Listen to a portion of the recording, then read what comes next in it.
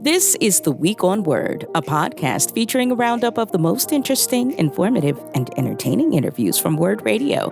You can listen to Word Radio anywhere, anytime on wordradio.com. That's WURDradio.com and the Word Radio app. Give us a play and download it today.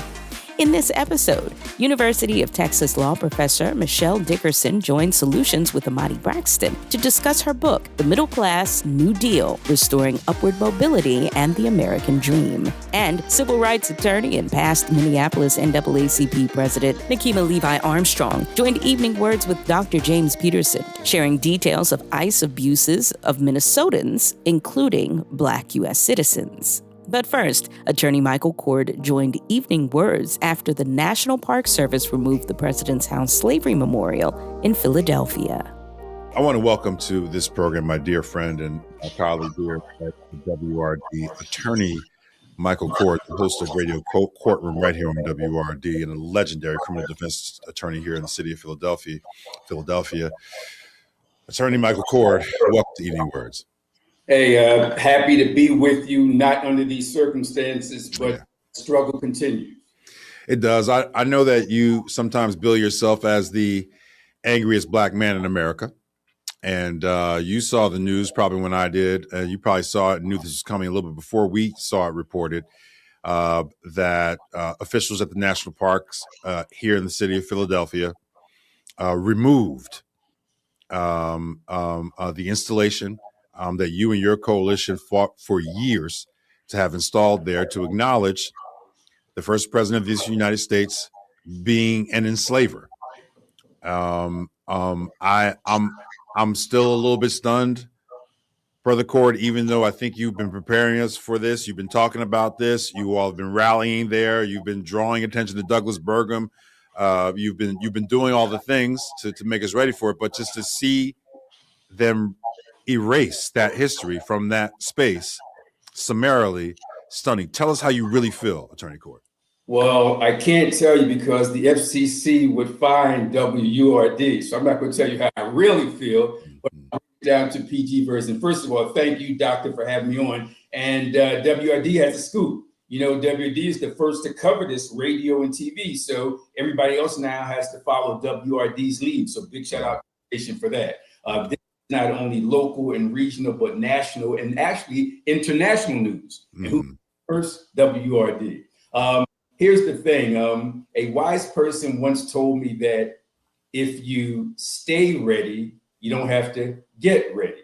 And we're ready. We saw this coming. We saw this coming from that racist before he even decided to run for office. We saw this when he was sworn in January 2025. We saw this in March when he looked around the country and said, hey, there's some historical sites that, quote, inappropriately disparage, unquote, Americans past living. And we saw it in May when he sent out Doug Burgum, you just referred to it, Interior Department Secretary, to specifically pinpoint 6th and Market, President's House Slavery Memorial. And let me just say this before I answer your question directly.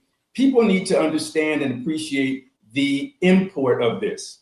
That site at 6th and Market, known as the President's House / Slavery Memorial, on December 15 of 2010, 15 years ago, became the first, I repeat, the first slavery memorial of its kind on federal property in the history of the United States of America. That's the importance of that site. That's America's first White House. So it's all there. But as I said at the outset, Doc, is that if you stay ready, you don't have to get ready. So we saw this coming. And I normally get hyped up and I tend to speak really fast, but I'm going to put my lawyer's hat on now and speak deliberately. And I do mean deliberately. It goes like this. Lawyers cannot go to court and sue until there's an injury. Injury means damage or some type of wrong. So people were calling me today, media outlets all the country. Well, if a tax audit is coming, why didn't we sue before? And I understand that they're not lawyers. But the first thing a judge would say is that, what are you doing here today? You haven't been harmed yet. That's like you think your neighbor's going to hit you with his car tomorrow. You got to wait until he hits you with the car before you go and sue him. So in a theoretical concept, it works like this. lawyers who believe this type of action is going, and you notice I'm speaking slowly. This is yes. Take your time, brother. Take your time. Lawyers who see something like this coming get everything lined up because they show their cause of action. The judge wants to know what's your legal theory. And once you lay out your legal theory, now the judge wants to know what's the damage. We already had our legal theory, but we had to wait until today for the damage. Even though the guy in the White House issued dozens of anti-Black executive orders in January 2025, that wasn't the direct harm. Even though he said in March of 2025, I don't like these historical sites. Even when he had his Interior Department secretary in May, pinpoint 6th and Market, there was no harm done. Today, there was a harm. So now we line up our lawyers, and I can't name them. They will be named probably by either tonight or this weekend. And WRD can break that story. But I can tell you this, some of the top big firm litigators in Philadelphia and arguably in the country, some of the top Ivy League law school professors. In fact, I see you grinning, Doc, and you're kind of pulling more out of me than I probably should share, but I'm going to keep going. So we got this army of top-notch litigators, and because some of the story broke a couple months ago, I can throw out a little more. There was a letter, and this letter was the initial volley. This was the first cannon shot being fired. A letter dated September 11 of 2025 in preparation for the September 17 deadline. And let me put it all in context. It goes like this. And you talked about Interior Department Secretary Doug Burgum. For those who don't know, you got the Interior Department that has jurisdiction over all federal property. And then on the level, you have the National Park Service. On the local level, you got Independence National Historical Park, 6th and Market. Well, based on that May letter / directive from Doug Burgum, September 17 was the deadline because that May letter gave a 120-day deadline. 120 days from his May directive was September 17. That's when the site could have been shut down. So about a week before that, on September 11, I'm going to speak a little slower now, a group of top-notch litigators prepared the opening salvo by having me, as a founder of Attack and lawyer, issue a powerful letter. You and I do research, so we love to write. This 2-page letter, it's so impressive that I was proud to have my signature on it. Because this is being recorded, I can't say whether I, as a criminal defense attorney, drafted this, or if some top-notch constitutional law scholars drafted it and they simply had my name on it. I said, what happened? All I'm saying is that the letter went out. It was messenger delivered, postal mailed, and emailed to the director of the local Independence National Historical Park and to the local director of National Park Service, again, as the opening salvo. Got everything lined up, including that letter, for what's going to come. And I got to tell you, Doc, I got to stop now because I'm just giving up too much. But the bottom line is, we have a strategy, but we needed this thing, this horrible thing that happened today. We needed that happen. The gun was there. The bullets were in. We cocked the hammer. And now we can finally pull the trigger. And this news will break because, as you know, Doc, the federal district court is right across the street at 6th and Market. Street. So that's all that I can say. I can tell the audience more, then I have to kill them. No. But I just want folks to know that, and I see you smiling. I appreciate your smile because you're saying, wow, you all had a plan. And you needed it. Remember in school, elementary school, where you wanted to fight somebody, so you would walk up to them and you would say, knock this off my shoulder. That's right. And you keep edging him, knock it off, knock it off. He knocked it off my shoulder today. And that's all I'll say. Attorney Michael Coard, host of WRD Radio's Radio Courtroom. Brother, make sure you allow us to support the effort and the work and keep us up to snuff with it. Weather permitting, we'll be tuned into your program. Are you on this Saturday? I'm on this Saturday. Yeah. We'll be tuned into your program on Saturday for any additional breaking news around this madness. The person you sometimes refer to as the monstrosity in the White House, is leading right here in Philadelphia. But the breaking news is, folks, is that the Slavery Memorial, the first of its kind on federal property here in the city of Philadelphia, at the site of the first White House, has been taken down. And just so people know what you and I are talking about, there's the site and there's this informational wall that has a panel. That's been all ripped down. So that's the first step from him. We're waiting tonight, tomorrow, maybe for the wall with the 9 names be brought down. That glass enclosure brought down. The whole site can be covered in tarp tomorrow. So here's the thing, Doc, because you and I always talk about the pressing problems, but I love the way you wrap it up with solutions. Here's a solution. Call or email attack. We're building this army. We got a Zoom tonight, and you just pulled that out of me because I probably shouldn't have said it. We got an emergency Zoom tonight with our legal team. And then we're going to have a public Zoom tomorrow. So folks who want to join the public Zoom tomorrow, email us, attack.avengingtheancestors@gmail.com.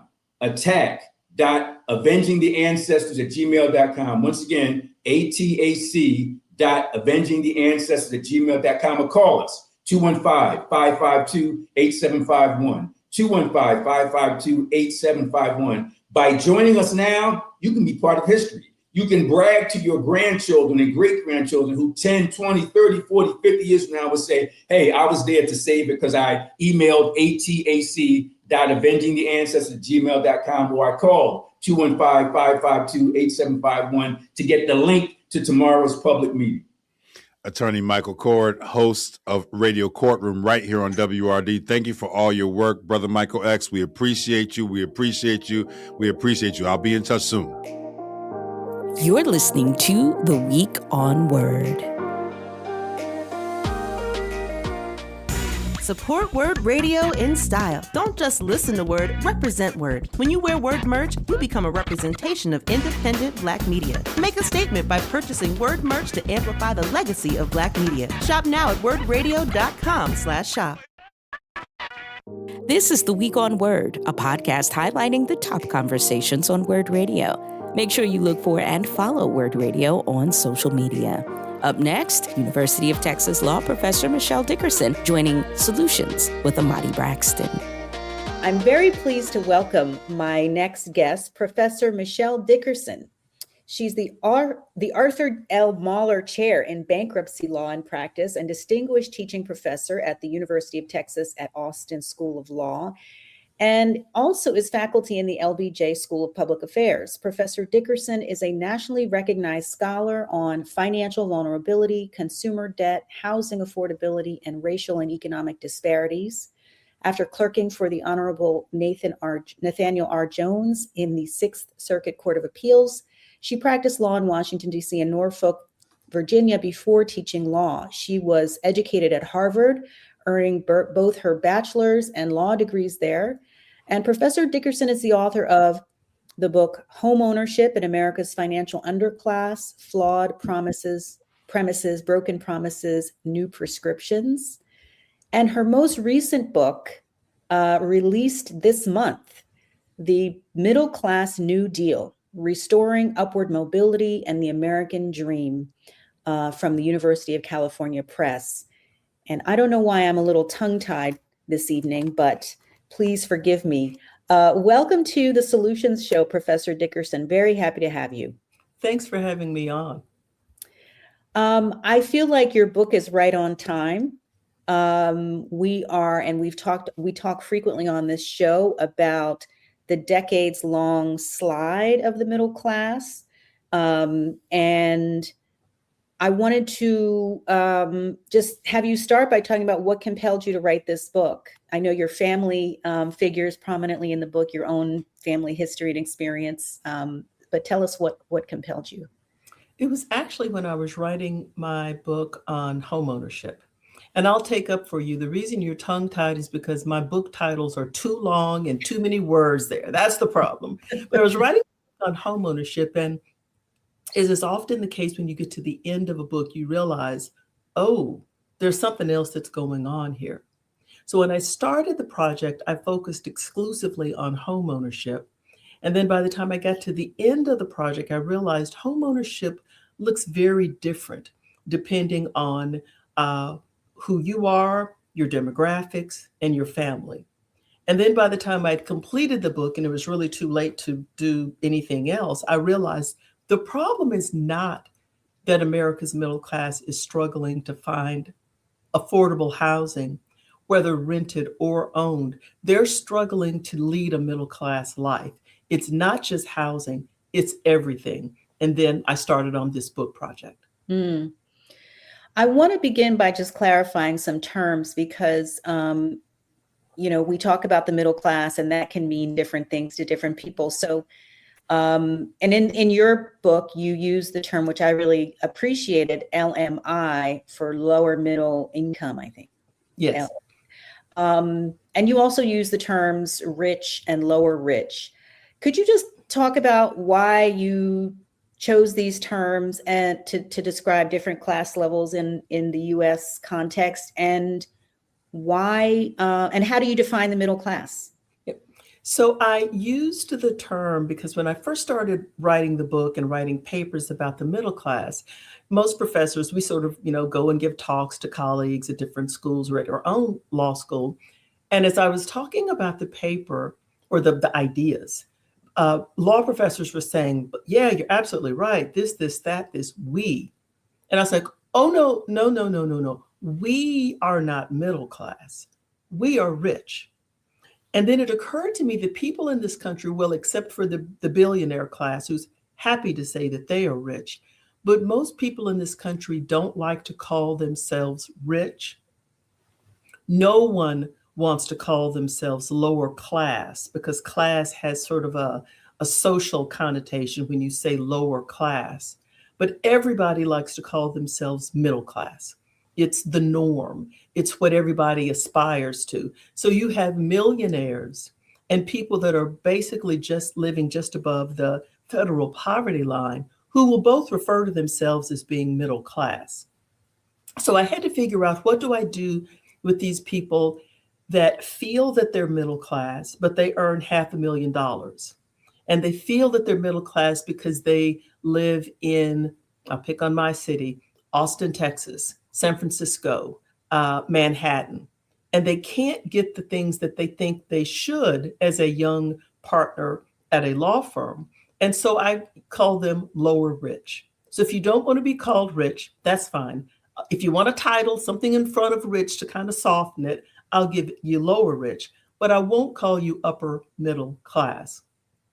So I categorically reject the term upper middle class because in my view, that's just rich folks that don't want to own it. So that's why in the book, I refer to people as lower and middle income, because I don't want to use the term middle class because it really sets people off in ways that I think sort of tied into the history of this country as opposed to other countries which are more rigidly class-based. And so the way I define the middle class, I had lots of arguments with people about, well, is it emotional? Is it? And I said, no, people aren't struggling because they're emotionally struggling. They're struggling because they're financially struggling. And so I basically use whatever definitions that public and private universities use when they say they're giving relief to middle class families, whether it's complete tuition is free or whether it's partial tuition. And I pick that term because actuaries all over the country have decided on what the range is. And also it changes every year. So if someone were to read my book in 4 years, whatever the number is that universities use then, that's who I'm talking about. Mm-hmm. So in your book, you talk about how the government passed policies in the 1930s, known as the New Deal, and also after World War II, that really helped to create the middle class. And I think younger people may not realize that the middle class has not always existed. And it was a policy choice to create the middle class or to support people in that way. Talk about those policies and that were passed back then and how they contributed to creating the middle class, and maybe share some of the markers of what it means to be middle class. Yeah. And I'm glad you asked the question the way that you did, because it is striking to me the number of people who assume we've always had a middle class. And one of the reasons I'm very critical of political leaders in the book and when I talk about the book is because they created the middle class, and their both actions and inactions have destroyed the middle class, and they could fix it if they really wanted to. So when it's mostly men came back from war, World War II, political leaders decided we really need to have a middle class because we're barely recovering from the Depression. And more importantly, our banks will go under again if we can't do something to boost the economy. So what did they do? They created the GI Bill. It helped a lot of men be able to go to college. I mean, obviously there were some returning vets who were women, but I'll just primarily focus on men because they were the ones that got most of the benefits from the GI Bill. And I will also say that it was certain types of men got more benefits than others, but we can talk about that later. And then also they created a way for people who were lower and middle income to become homeowners. Homeownership has always been viewed as the main marker of the middle class. It's the American dream. It signals that you are a solid member of the middle class. So how did they do it? They created what we now know as the 15 to 30 year mortgage. Again, a lot of people just assume, well, you've always been able to buy a mortgage and not have to put more than 5 or 10% down. And when you paid off the mortgage, you own the home. That's true now. It wasn't true before the Depression. Before the Depression, the mortgage loan terms, repayment terms were quite short, typically 5 years. You would have to put down almost 50% as a down payment. So very few people were able to buy homes. And even people that had a mortgage, the mortgage didn't amortize. So once they paid off those 5 years, they still owed money. And so the norm now is completely different from the norm before the government decided that they wanted to make it easy for people to be able to buy homes. So you asked me about the markers of the middle class. Home ownership is one. Another one is if you want to go to college, or if you want to help your kids go to college, you ought to be able to do it without having to drown yourself in debt. Another one involves jobs. Again, the norm, certainly before the 1980s, was that you could find a full-time, 40-hour-a-week job with benefits. And when you were at the workplace doing that job, you were called an employee, not an independent contractor. And so it used to be the norm that if you had a full-time job, you got up every morning, you went to work, you did the right thing, you wouldn't have a lot of debt. And more importantly, you would have savings. So both not having much debt and having savings are also part of the markers of the middle class. So I want to shift to how the middle class has been whittled away, because you do a very thorough analysis of the various areas of like the various aspects of our economic lives: home ownership, education, jobs, debt, savings, those things that contribute to becoming middle class. A lot of that has been whittled away in the last several decades. So, and I talk on this show regularly about wealth transfer from, the bottom to the top, which is why we have all these billionaires and now trillionaires. Could you talk a little bit about how it's been whittled away? Because it's very insidious the way it has happened. And it's like now we find ourselves in this system where people are really upset about the conditions enough to, vote in Trump a second time. But it's almost like it's this kind of virus that has been in our economic system that has slowly over time just broken us all down financially. And virus is a perfect way to describe what's happened since the 1980s. And it's also one of the reasons that in the last chapter of my book, well, at the end of all of the chapters, but certainly in the last chapter, I go big, I go bold, because we can't incrementally help the middle class. Political leaders can't do a little bit here and a little bit there to save the middle class because they've been gutting the middle class since the 1980s. So what have they done or what have they not done? With respect to jobs, again, as I just said, you used to be able to find, certainly in the 1960s, 70s, a full-time job, and you didn't used to have a college degree. Well, now a bachelor's degree is basically the gateway to a middle-income job. If you don't have the bachelor's degree, you may find yourself spending most of your life in either a temporary job or you're piecing together enough money to make ends meet with part-time jobs. This was not the norm in the 1960s, 1970s. The types of jobs that we used to have or that were available to workers in this country have also changed dramatically. We've shifted from being a manufacturing economy because the government has allowed businesses to, in the name of efficiency, to eliminate workers, to mechanize a lot of workforces. And now we're seeing that AI is affecting even white-collar workers in ways that college graduates 10 years ago could not have imagined. So people aren't able to have employment stability in the way that they did before the government started neglecting them.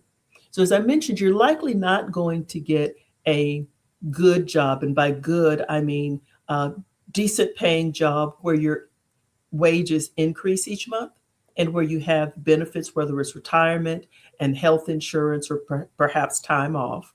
You're not going to have that unless you have a bachelor's degree. Well, the challenge is, since the 1980s, the cost of getting a bachelor's degree has increased exponentially. It has risen much faster than wages and faster and higher than inflation. So you need that degree to become middle class, but you can't afford to get that degree. And so you're borrowing. And we've seen so many of our young people just drowning in student loan debt.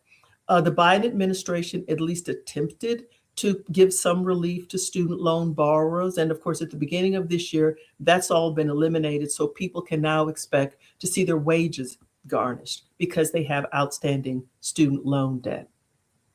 Housing is perhaps the most pernicious. So we have allowed the NIMBYs, the not in my backyard contingent, to not just say that they want to prevent certain people from living on their street or in their subdivision. They want to keep them out of their community altogether. So when we allow cities to have exclusionary zoning policies that say, you can't build a home in this community unless it's minimum 3,500 square feet, and it's got to be on a half-acre lot, and you have to have a certain setback from the sidewalk and the street. Because if you do that, what you're saying is you can't build small, affordable homes. You can't build apartments. You can't build duplexes. You can't build triplexes. So it's not just one thing, as I argue in the book. It's everything. And it's been the slow boil for about 50 years. And now we're at a boiling point. Mm-hmm. One thing I just want to go back to related to jobs, because I think this is very important. You talk about domestic outsourcing, which I had never heard that term before. When we say outsourcing, we normally think, oh, sending jobs overseas so that the companies can pay less in wages to workers in a different economy overseas. But just tell us about what domestic outsourcing is. Yeah. And again, domestic outsourcing just wasn't a thing in the 1950s, 60s, 70s, 80s. But it's a company that says we have full-time workers who are in our custodial or janitorial services. They work 40 hours a week. They have benefits. What we're going to do is to eliminate that entire department. We're going to eliminate the grounds crew. We're going to eliminate the accounting department. And we're going to fire all of those workers. And then we're going to go out to a temporary agency and basically hire the same workers back. But we're not going to hire them back as employees. We're going to have a contract with the temporary agency, and the temporary agency is going to pay them measurably less than we paid them. So even though they show up every day and they work at the same place they worked before, they no longer work for the company. They just do work at the company. And the example that I'll use that I think most everyone in the country has seen is Amazon. And so you will have people that show up to deliver something to your home in the Amazon truck, wearing the blue Amazon vest. They don't actually work for Amazon. They work for what are known, at least in my area, as delivery service providers. So an independent business hires the workers, enters into a contract with Amazon. The workers get up every day, they go to the Amazon factory, their trucks or their vans are loaded, they put on the blue vest, but they don't work for Amazon. They're just delivering Amazon products or Amazon goods, but they work for a company, and most of them don't get 40 hours a week. So it's, again, you don't notice it because you're like, well, the same guy that's been delivering my Amazon package all the time, and you realize, oh, but he doesn't actually work for Amazon. He works for some company that contracts with Amazon. Pernicious. It is pernicious, and most people don't even realize it. I didn't realize how prevalent it was. I have a 25-year-old son, and so in between college and graduate school, he was working as Amazon for an Amazon driver. So I know more about Amazon than any human needs to, unless you're actually working there. And I mean, the DSP treated him really well, but he could never get 40 hours a week. Right. That's how That's how they do it. Exactly.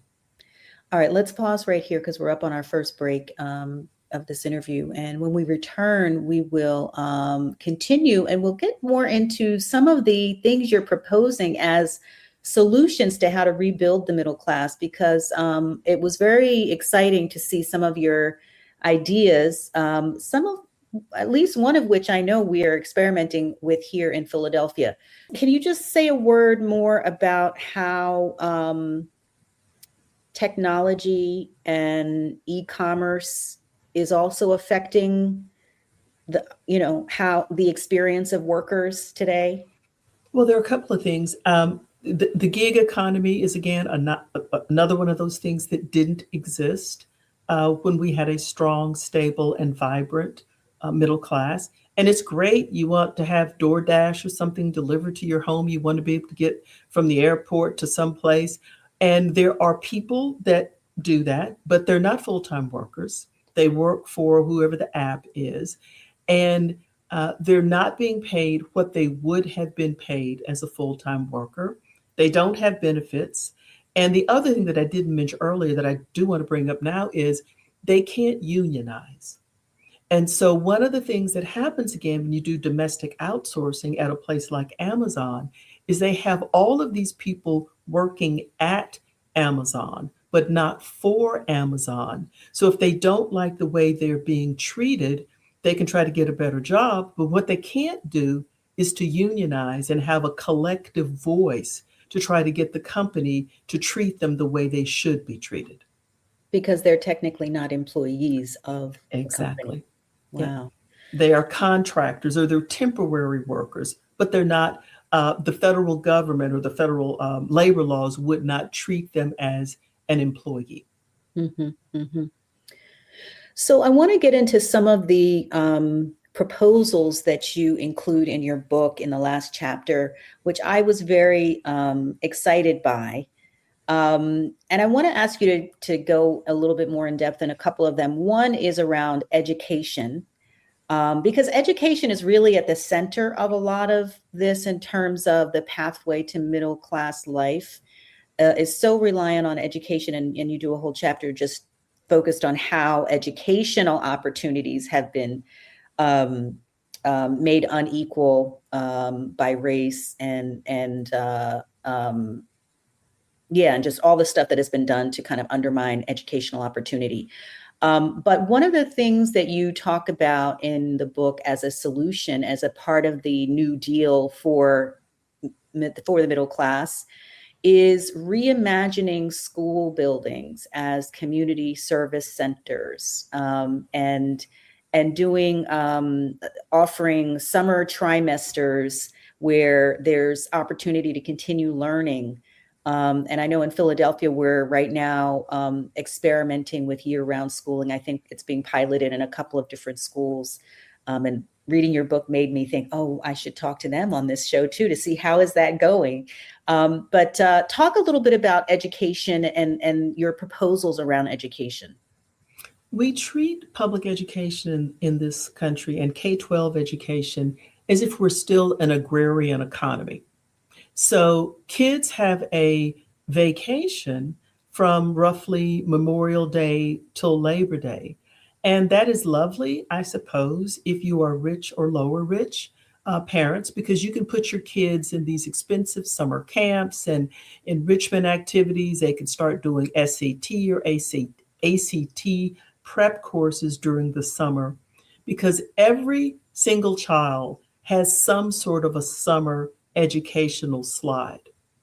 It is a dramatic slide if you are not rich or lower rich. And so kids end the school year, and then when they start the next school year, they've forgotten a lot of the information they learned the following school year. And then that just builds on each other. So my proposal is, what could we use these things called public school buildings for?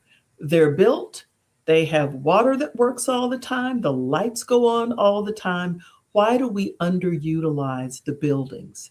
And again, I am proposing that the summer trimester be optional, but I think it would actually sort of accomplish a lot of things. Most public school teachers in most cities are underpaid. They, in a lot of areas, particularly in the South, they work at amusement parks or in the sort of hospitality sector during the summer. I'm not suggesting that they have to work during the summer trimester, but a lot of them might want to. And if they do, they can supplement their income, their middle class, it can supplement their income, but also it allows the teachers to be able to help kids do things that don't fit in with each state has some horrible standard that they have to achieve in order to pass some dreadful state test. So you can't spend a lot of time during the school year. But how about if we help kids figure out how to do a resume? Help kids learn how to, tools and skills for interviewing, particularly since so much of that now is done online. And so what do you need to do to make sure that you actually get some traction if you're applying to all of these online places? For children that want to go to college, rich and lower rich parents are going to have their children in expensive test prep courses. Could we maybe do something during the summers to help children whose parents can't afford that to study for the SAT, study for the ACT, help them complete college applications, help them complete their financial aid applications so that when they start the school year, they're not scrambling trying to make a January or November, if they wanted to apply early, deadline. One of the things that you also talked about is just teaching financial literacy in that time. Yeah. And again, one of the things that I propose, I have two sons. One of them attended our zoned neighborhood high school, and the other one attended a school that was much more economically diverse. The one that attended that school, they actually had a bank at that school. And so that's what actually gave me the idea to say, let's teach financial literacy. If possible, let's have a neighborhood bank, because one of the reasons that lower and middle income families pay so much for financial products is it's hard for them to actually find a bank or a bank branch in their neighborhoods, because the banking industry has largely abandoned lower income neighborhoods, particularly if they're neighborhoods of color. So, use the summer to give young adults, or not young adults, to give young kids the skills that they'll need, whether they're going straight into the workforce or whether they're going to college.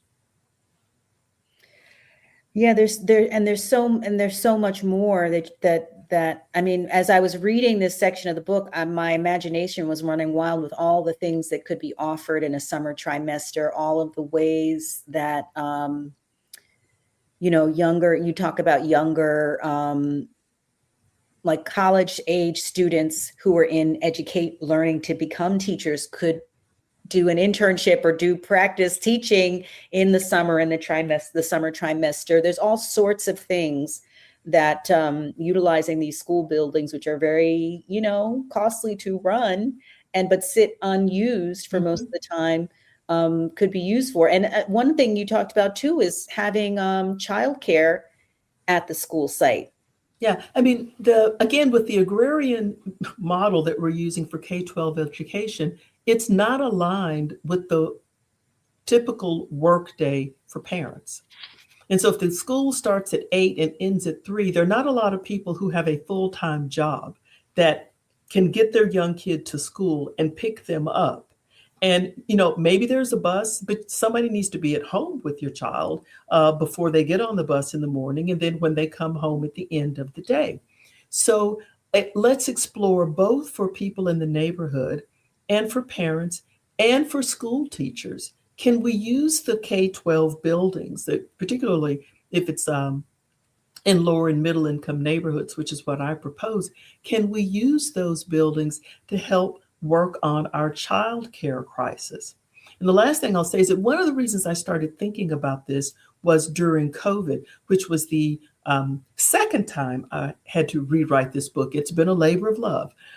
I noticed that we used K-12 buildings for all sorts of things during COVID that we didn't know some of those things existed, like the number of schools that feed our children, both during the school year and during the summer.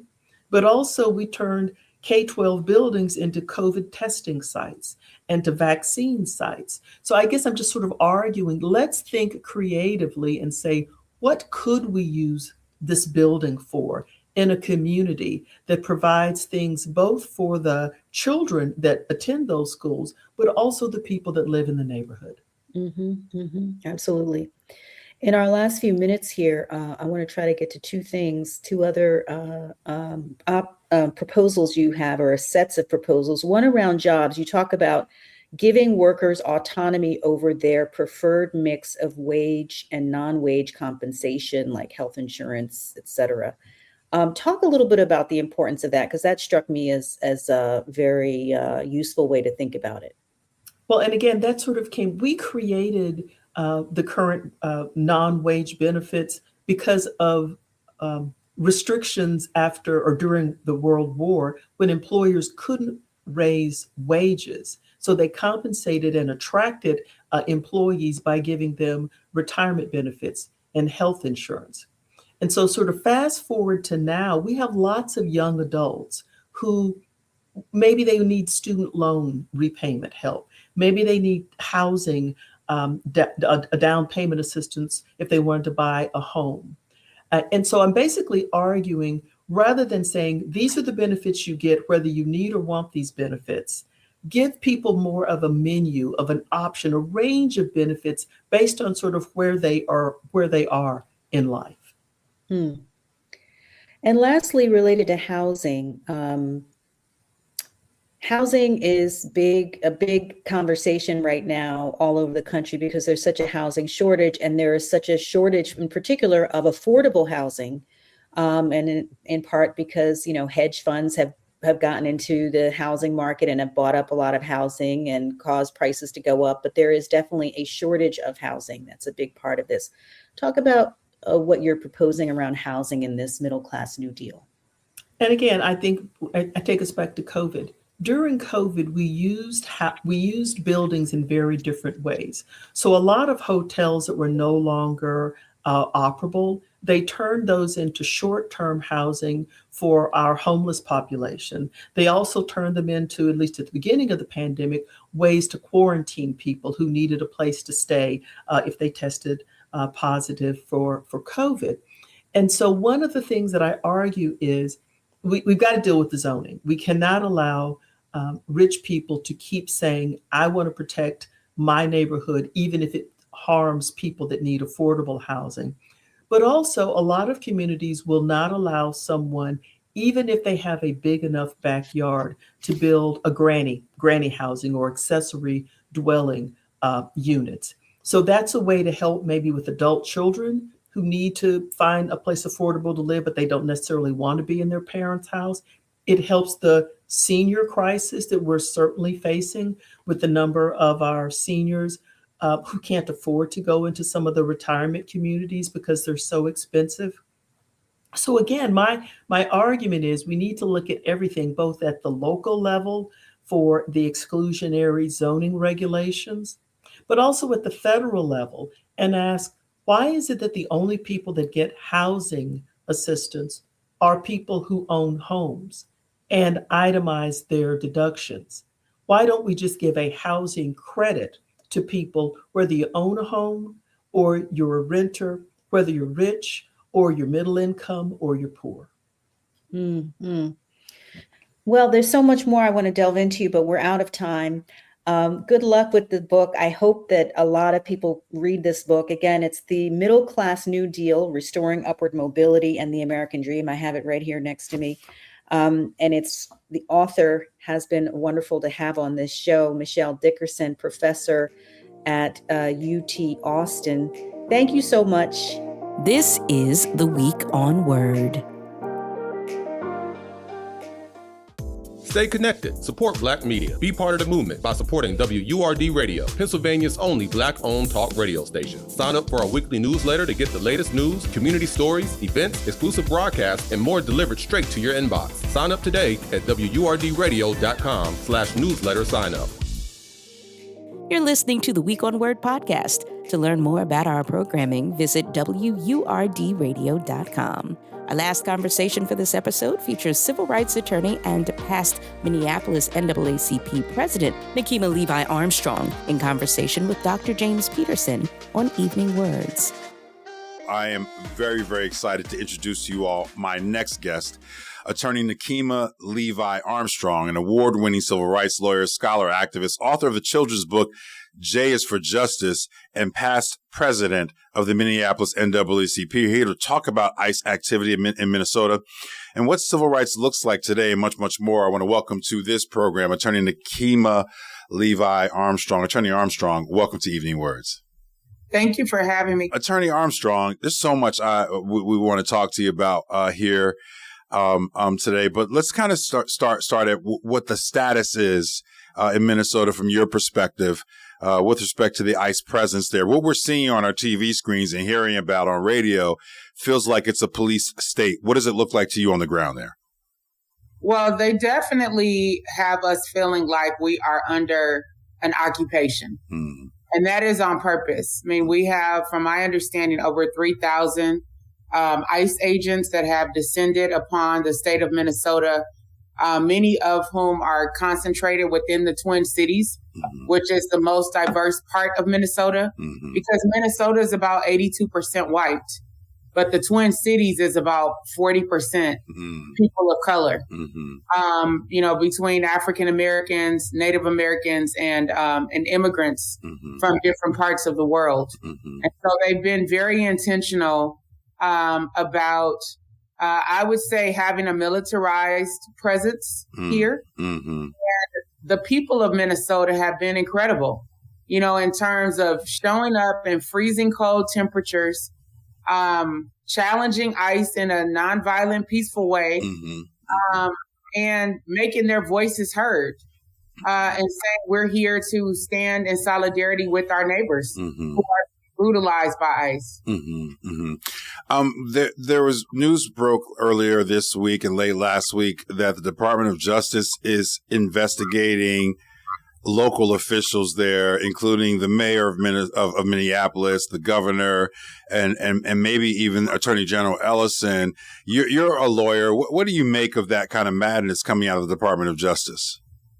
Honestly, it's par for the course coming out of the Department of Justice. Unfortunately, the Department of Justice has lost its credibility because they have been weaponized against Donald Trump's political enemies. You know, we saw with Letitia James, we saw with Lisa Cook, we saw with James Comey. Now we're seeing it with elected officials in Minnesota, and even those of us who were involved in the church protests that happened here on Sunday. And so we have been threatened with arrest and investigation, and we're still waiting to get answers about that. But meanwhile, they will not arrest or charge or investigate Jonathan Ross, who is the ICE agent who brutally killed Renee Good on January 7th in Minneapolis. The DOJ is saying the case is closed. There's nothing to see here. They're saying nothing to see here, which they said the moment that this killing happened. You know, they were gaslighting the public. They were lying to the public, claiming that Renee Good was a domestic terrorist, lying and you know, falsely claiming that she was a domestic terrorist, falsely claiming that she tried to run over the ICE agent. And J.D. Vance, who is a lawyer as well, went before the American people and claimed that Jonathan Ross has total immunity, which is not factual under the law. So these are just blatant lies that they have told and they've gotten away with. And mainstream media continues to treat Donald Trump as if his word is bond. You know, as we're fighting for the people and using our voices, anytime the White House comes out with some kind of declaration of an investigation or arrests are coming, that becomes the headline. Right. Not the people fighting back against this tyranny, authoritarianism, and oppression. So there's a whole ecosystem that supports the unhinged and corrupt behavior of Donald Trump beyond just the cronies that he put in office at the federal level. Speaking of headlines, there's a Fox News headline I'm pretty sure you're familiar with. Fox News sometimes does operate as a kind of propaganda arm of this administration. But the headline says, far-left activists who organized Minnesota church storming praised convicted cop killer. It's a completely misleading headline. We can get into that in a minute. But for listeners in our audience who maybe don't understand the protest that you led in that church, talk to us about why you decided to do it there and what that protest was all about. To give a little bit of the backstory, the ACLU filed a lawsuit along with other law firms in December of 2025 on behalf of 6 Minnesota residents. And they were alleging retaliatory behavior by ICE against peaceful protesters. So this is ICE, you know, using flashbang grenades, you know, tear gas, rubber bullets against peaceful protesters. And so in that particular, so as a result of that lawsuit, Judge Menendez actually granted a temporary injunction against against ICE, you know, saying you cannot retaliate against protesters. Well, one of the people referenced in that lawsuit is a man by the name of David Easterwood, who is the acting director of the field office for ICE in Minnesota. You know, and in that lawsuit, he defended the actions of ICE, saying that, you know, they're not engaging in unconstitutional behavior, minimizing their conduct, and actually blaming protesters, saying that, you know, it's the protesters who are aggressive. Well, it turns out David Easterwood also serves as one of the pastors of City's Church, St. Paul. So we found this out on Saturday, that this is the same David Easterwood on the City's Church website.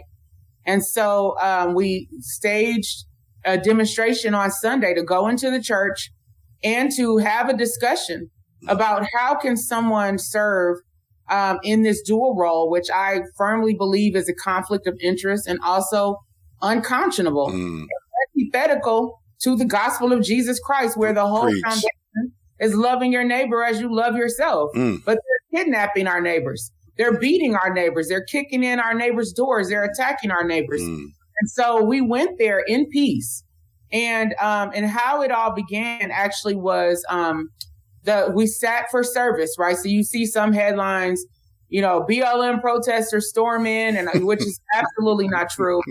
We actually went peacefully, sat in the service, sang, with the congregation, and prayed with the congregation. And then during the pastor's prayer, now this was the head pastor, a different pastor, Jonathan Parnell. During his prayer, he said, "Dear Lord, please chasten us and help us get our house in order." So once he was done with the prayer, I stood up and I started walking towards the front. I said, "Excuse me, Pastor, you just prayed this particular prayer." And he said, "Correct."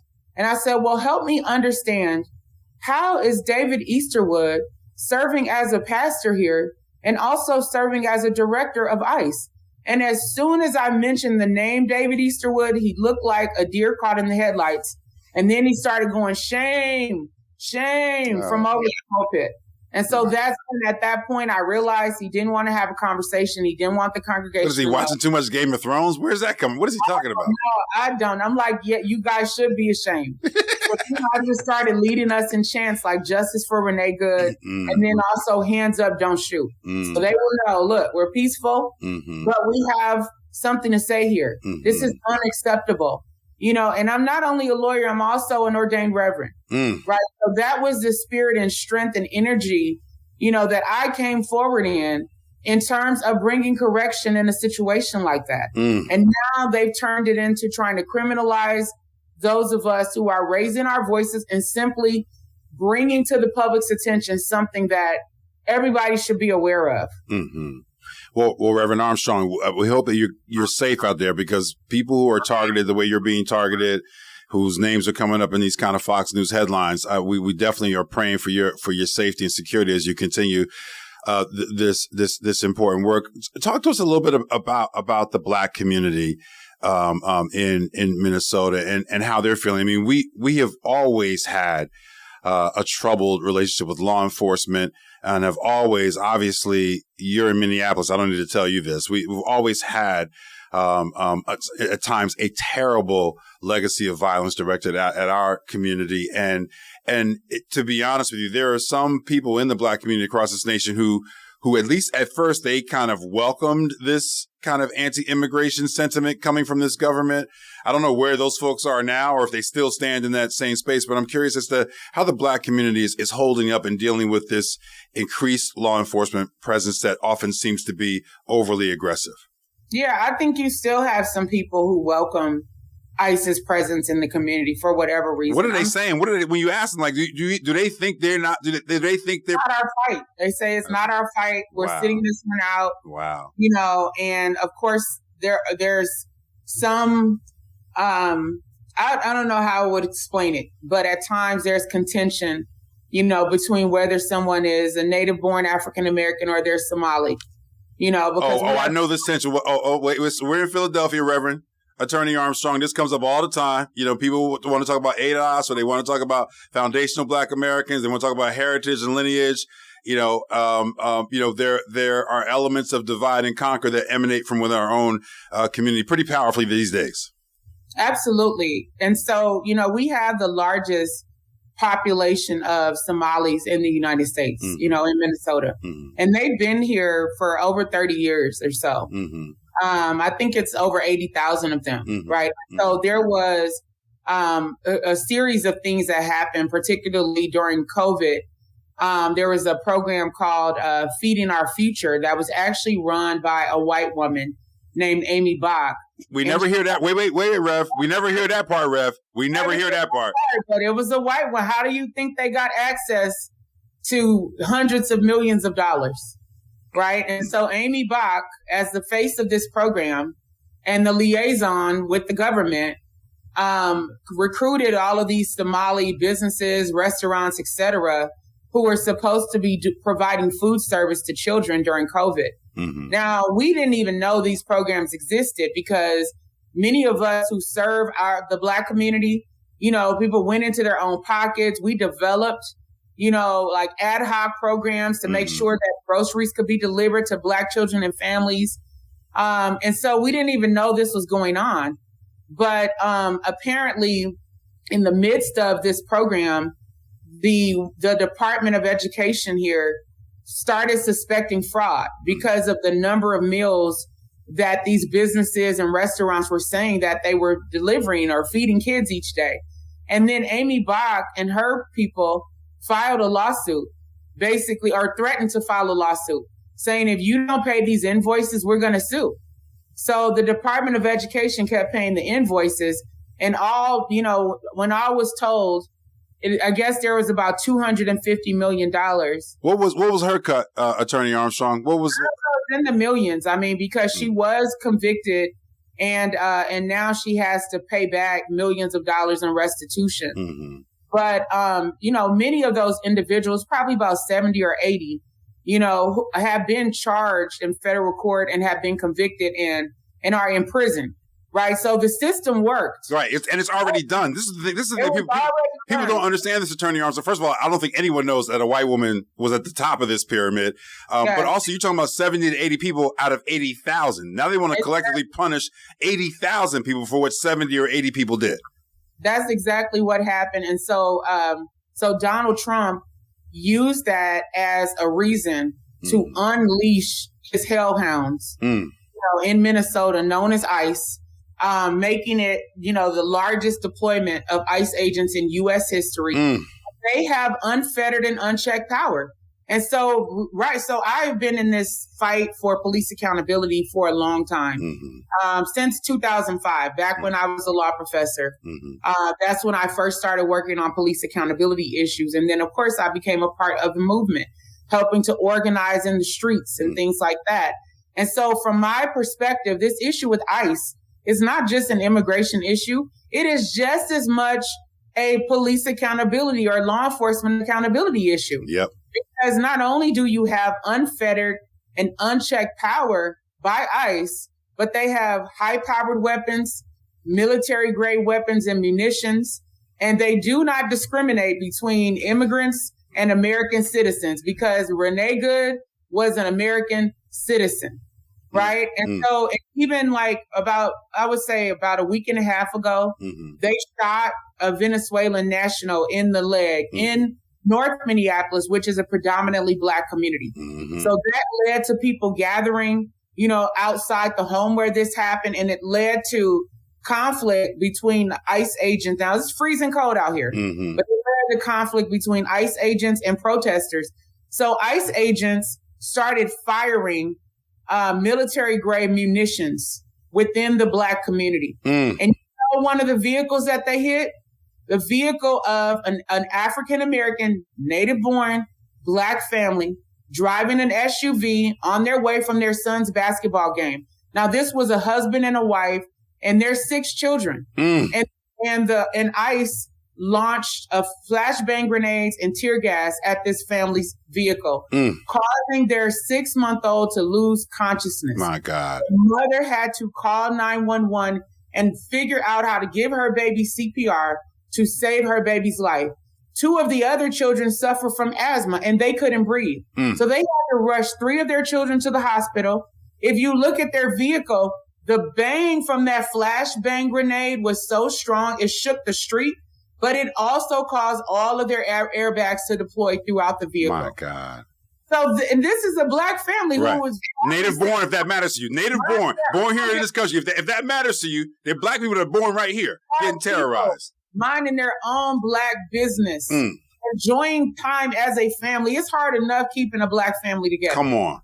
Right? Raising 6 children. And here you have our government launching military-grade weapons in a Black community at night and not caring which target they hit. So that's why I'm saying we can't afford to sit this one out as people think, because it's impacting us. You know, it's not just immigrants who are being affected. That's what people have to realize. And I know some people are tired, you know, because of all the battles, but I mean, I've been on the front lines for many, many years. You know, I'm tired, right? But I also recognize that we can't allow the government to continue, you know, to strip away our rights and move us more and more towards authoritarianism, tyranny, and fascism, which is what the Trump administration aims to do. Reverend Attorney Nekima Levi Armstrong, thank you so much for the work that you do, sis. I hope you'll come back on this program and keep us updated about what's going on in your community and the great work that you're doing. And I mean this seriously. Please, please, please stay safe out there in Minnesota. You will be in our thoughts and prayers, and we'll be sending you energy to do the great work that you continue to do. You're listening to The Week on Word. Word amplifies Black voices. You make it possible. Whether it's news, community engagement, or conversations that move the culture, Word delivers because of our listeners. Support what you believe in. Give today and visit wordradio.com/support. Thank you so much for listening to this episode of The Week on Word. Let's stay connected. Sign up for our newsletter and listen to us online at WURDradio.com and on the Word Radio app.